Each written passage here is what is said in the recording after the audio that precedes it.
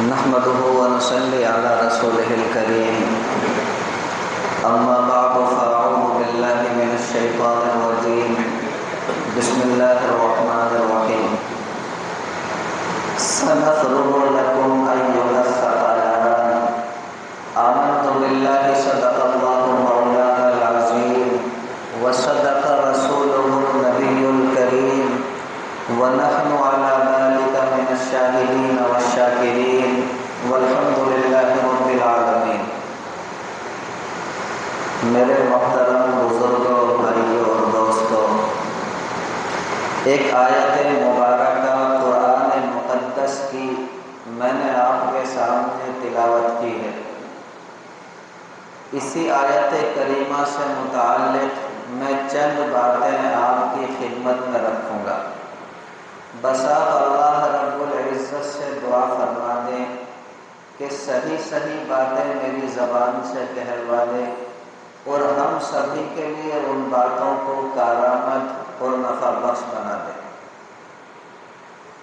دیکھیں، اللہ رب العزت نے ارشاد فرمایا کہ سنفرغ لکم ایھا الثقلان، عن قریب، یا پھر کہیے کہ جلد ہی ہم تمہارے لیے فارغ ہوں گے اے زمین کے بوجھوں۔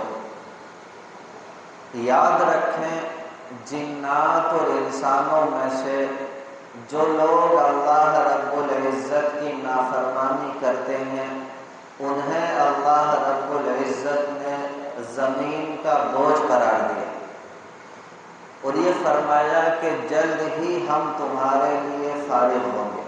کیا مطلب یہ کہ اگر تم گناہ کرتے رہو گے، گناہوں بھری زندگی گزارتے رہو گے تو بکرے کی ماں کب تک خیر بنائے گی؟ ایک نہ ایک دن تو تمہیں ہمارے سامنے پیش ہونا ہی ہے۔ اس وقت معلوم ہو جائے گا کہ اللہ رب العزت کتنی بڑی ذات ہے۔ اللہ رب العزت اس وقت کے آنے سے پہلے ہم سبھی کو عبرت اور نصیحت حاصل کرنے کی توفیق مرحمت فرما دے۔ ہر مومن کو اس وقت کے آنے سے پہلے اپنے آپ کو سنوارنے کی توفیق مرحمت فرما دے۔ دیکھیں میرے پیارے بھائیوں، بجلی کے تار کے بارے میں یہ مشہور ہے کہ وہ پہلی غلطی بھی انسان کی معاف نہیں کرتا۔ آپ کا اگر ہاتھ کسی بجلی کے تار کو لگ گیا، بھلے سے پہلی مرتبہ لگا ہو، تب بھی وہ آپ کو نقصان پہنچائے بغیر نہیں چھوڑے اور ہو سکتا ہے کہ آپ کا کام تمام ہی کر دے۔ لیکن اللہ رب العزت کا یہ دستور ہے، رب العالمین کا یہ دستور ہے کہ اللہ رب العزت پہلی غلطی کے اوپر انسان کی پکڑ نہیں فرماتا۔ کیوں؟ کیونکہ ان اللہ بالناس لرؤوف الرحیم، اللہ رب العزت رحیم و کریم ذات ہے، اپنے بندوں کے اوپر بڑا مہربان ہے، اپنے بندوں سے اللہ رب العزت کو بڑا پیار ہے۔ اس لیے اللہ رب العزت ایک آدھ غلطی کے اوپر اپنے بندوں کو سزا نہیں دے۔ اللہ رب العزت کی جانب سے پکڑ اس وقت آتی ہے کہ جب ایک انسان نے گناہ کیا، پھر گناہ کیا، پھر گناہ کیا، پھر وہ بندہ گناہ کرتا ہی چلا گیا، حتیٰ کہ ایک عرصہ ہو گیا اسے گناہ کرتے کرتے، اس کی زندگی گزر گئی گناہ کرتے کرتے، ایک عرصہ گزر گیا گناہ کرتے کرتے۔ اب اللہ رب العزت کی جانب سے وہ وقت آتا ہے کہ انسان کی اللہ رب العزت کی جانب سے پکڑ ہو جاتی۔ اس کی دلیل دیکھیں، حدیث مبارکہ میں بھی ملتی ہے اور قرآن مقدس کے اندر بھی ملتی ہے۔ دونوں دلیل میں آپ کے سامنے رکھتا ہوں۔ اللہ رب العزت سمجھ کی، عمل کی دولت سے مالا مال فرما دے۔ دیکھیں روایت کے اندر آتا ہے کہ ایک مرتبہ سیدنا عمر فاروق رضی اللہ تعالی عنہ کے دربار میں ایک شخص کو پیش کیا گیا جسے چوری کے جرم میں گرفتار کیا گیا تھا۔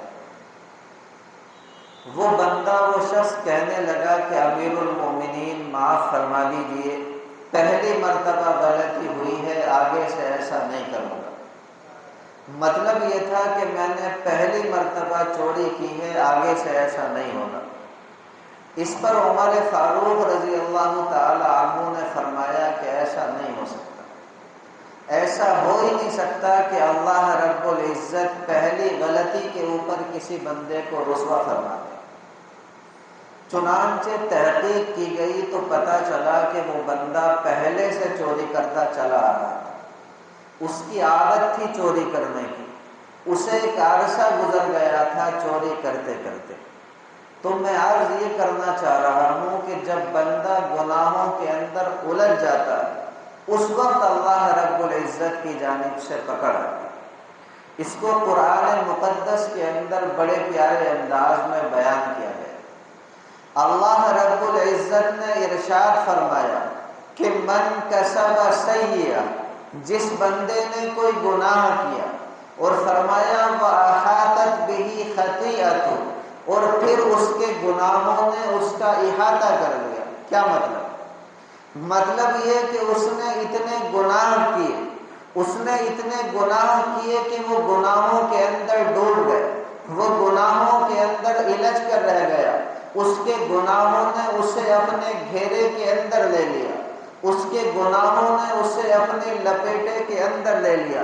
تو فرمایا فَأُولَٰئِكَ أَصْحَابُ النَّارِ، یہ وہ لوگ ہیں جو جہنم کی آگ کے اندر ڈالے گئے، یہ وہ لوگ ہیں جو جہنم کی آگ کا ایندھن بنے۔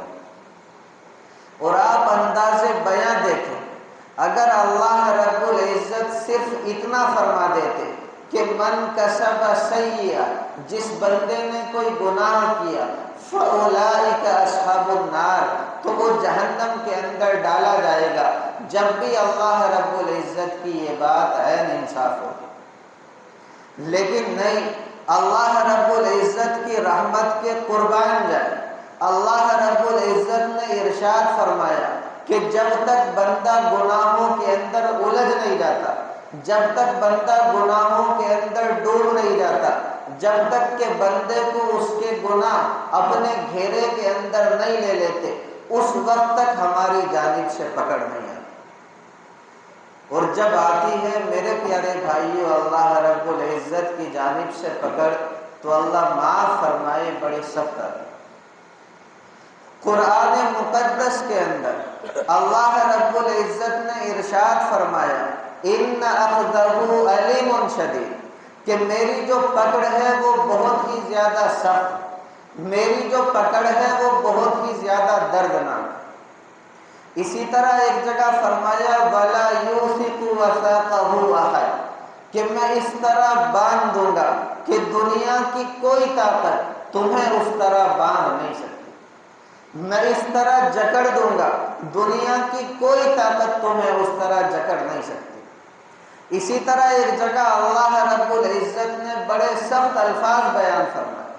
اللہ رب العزت نے ارشاد فرمایا انی اعذبہ عذابا، کہ میں تمہیں ایسا عذاب دوں گا لا اعذبہ احدا من العالمین، کہ تمام جہانوں کے اندر کوئی دوسری طاقت تمہیں ایسا عذاب نہیں دے سکتی۔ اس لیے کہتا ہوں کہ میرے پیارے بھائیوں، ہر لمحہ اللہ رب العزت سے ڈرتے رہا کریں۔ جب بھی کسی گناہ کا دل کے اندر خیال آئے، فوراً یہ سوچ لیں کہ ہمارا رب ہمیں دیکھ رہا ہے، اللہ رب العزت ہماری ایک ایک نقل و حرکت کے اوپر نگاہ رکھے ہوئے، اللہ رب العزت سمجھ کی دولت سے مالا مال فرما۔ ایک اصول یاد رکھیں، اللہ رب العزت اپنے بندے کو سزا دے کر کے خوش نہیں ہوتے، اللہ رب العزت اپنے بندے کو معاف فرما کر کے خوش ہوتے۔ یہ تو ہم خود ہیں جو اپنے پاؤں پر کلہاڑیاں مارتے، ہم خود اپنے آپ کو جہنم کے اندر دھکیلتے۔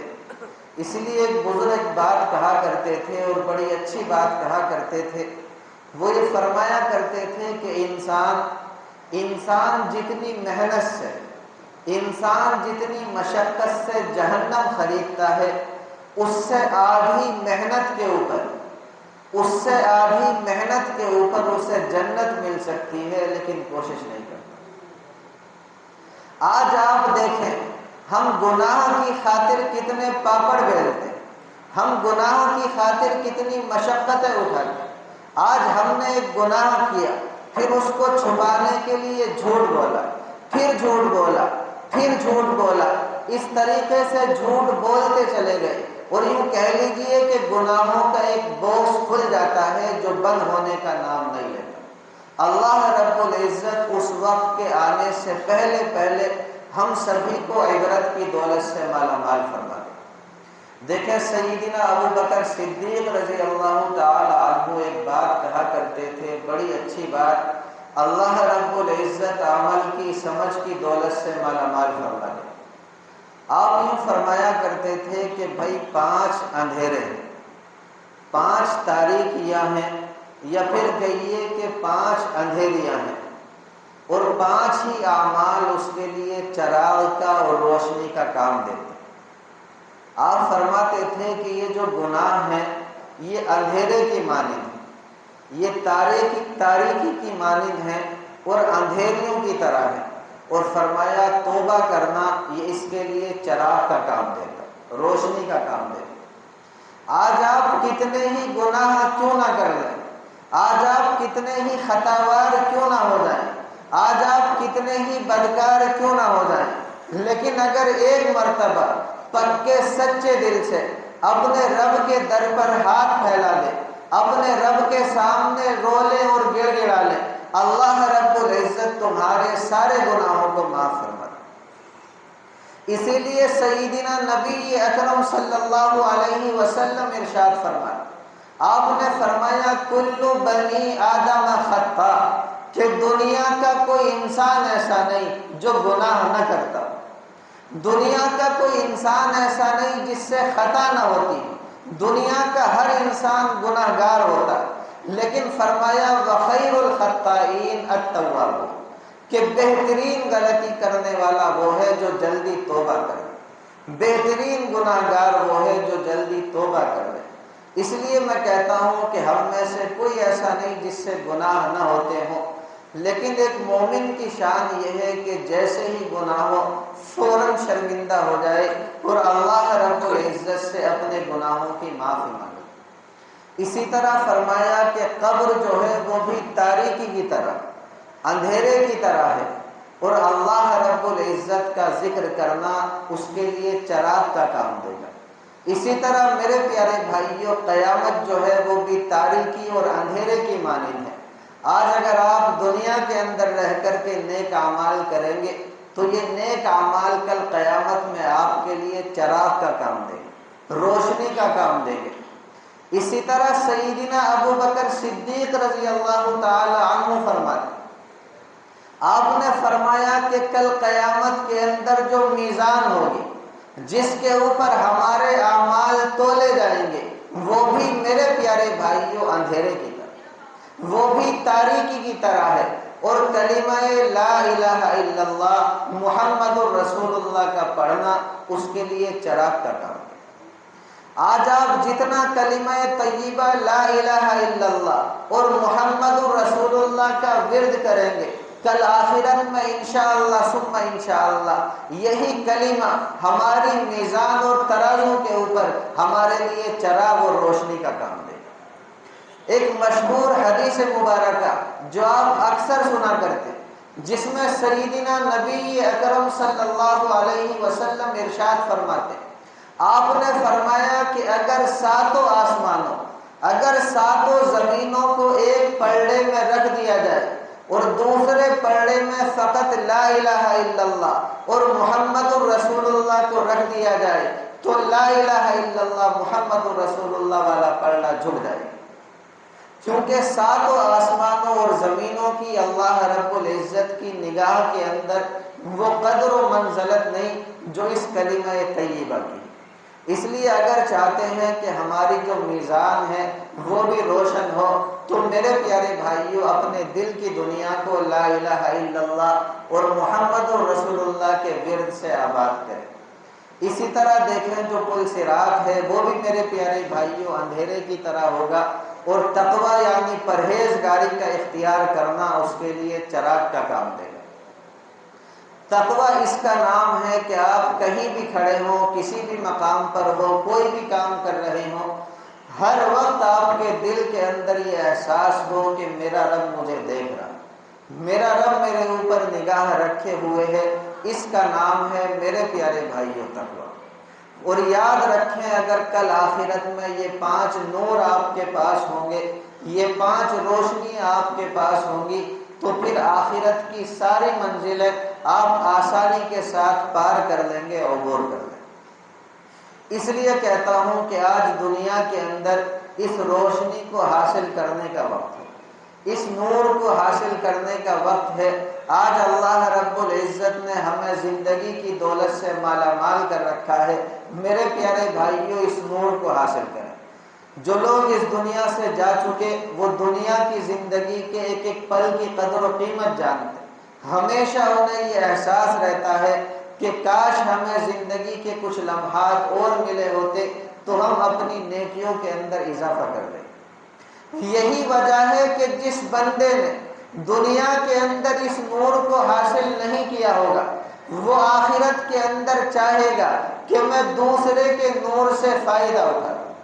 قرآن مقدس کہتا ہے کہ کل قیامت میں جو منافق ہوں گے وہ ایمان والوں سے کہیں گے کہ انظرونا نقتبس من نورکم، کہ ہمیں بھی اپنے اس نور سے فائدہ اٹھانے، ہمیں بھی اپنی اس روشنی سے فائدہ اٹھانے دو تاکہ ہم بھی تمہارے نور کی روشنی میں راستہ پائیں۔ لیکن ان سے کہا جائے گا کہ ارجعوا وراءکم، اپنے پیچھے یعنی دنیا کے اندر لوٹ جاؤ، کیونکہ فالتمسوا نورا، یہ جو نور ہے وہ دنیا کے اندر ملا کرتا ہے، ہم نے دنیا کے اندر محنت کی ہے اور وہیں سے اس نور کو حاصل کیا، آپ بھی اس نور کو دنیا کے اندر حاصل کرتے۔